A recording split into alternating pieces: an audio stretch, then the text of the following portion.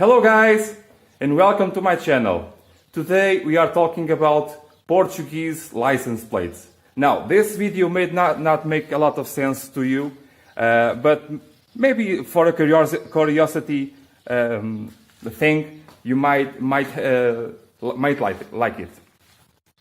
So, as you may know, I have my Alfa 33 right here, my Alfa 155, 156 SW, sport wagon, and my Alfa 75, the Alfa that I'm currently repairing the engine and the suspension. Now, these cars in Portugal, so you can have a little bit of history. The license plate is like is this configuration. You have the P for Portugal, the stars for the European Union, the letters and numbers, and the date. This is the year, this is the month. Now, so you can understand better on this license plate here, this one. This is 3476 DQ. On Portugal, the license plates works like this.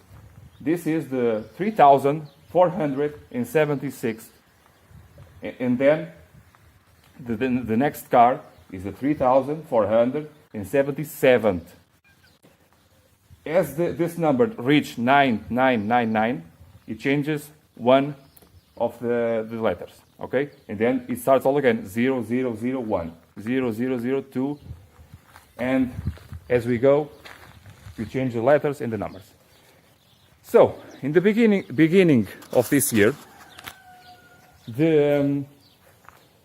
the Portuguese state changed the license plates. Now the license plates don't need to have the points in here and don't need to have this date.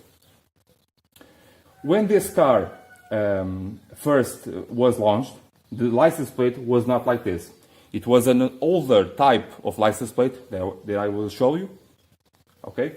But now, in these days, we can use a modern license plate. And also, we can use the modern, even moderner, if that is a word, license plate that I show you right now. Okay? So, we can use the older style license plates, but also we can use the newer type of license plates. When these license plates with the date were on fashion, I used this license plate on all of my cars. When this car was launched, the license plate in use was those that I spoke earlier. Yes, and in the ending of 1991, in December, they changed the type of license plate to this one. So after 1992, the license plate changed again to this type. It always was a aluminium plate before that black one, and no date, no acrylic, no nothing. And then in 1998, they changed it again to this type of license plate, acrylic license plate with date, whatever. Now in 2020, they changed it again to that license plate that I was talking to you about. My opinion of those newer license plates is this one. I don't like it. It's awful. You may not see it on the road, obviously, but the numbers are too squished together. Very confusing. But my main problem with this newer license plates is this. On the license plates that we have a lot of ones and we have numbers and letters that are really small, not very wide. We have a lot of space because we don't have the point here and here. We don't have the date. And the numbers and letters are very squished together. And there is a lot of white space with nothing on it. My thought is this. Why don't make a smaller, just for the front, a smaller license plate. It would be very, very much prettier, because on Italy, on Switzerland, in other countries on the world, there are much smaller license plates, much less wide and less height of the license plate, much smaller. So that is my thought on license plates. Sorry, if this might not be of big interest to you, because you are not living in Portugal. But in here, it has become a little bit of a plague to put the newer style of license plates on older cars. And for me, I don't like it. It's just a personal opinion for me. But in my opinion, again, if you want the newer type of license plate, buy a new car. Simple as that. If you cannot buy a new car, don't change your license plate. Just put a regular license plate. Because the thing is, you pass on the road, someone sees you, oh, he has a new car. No, he doesn't.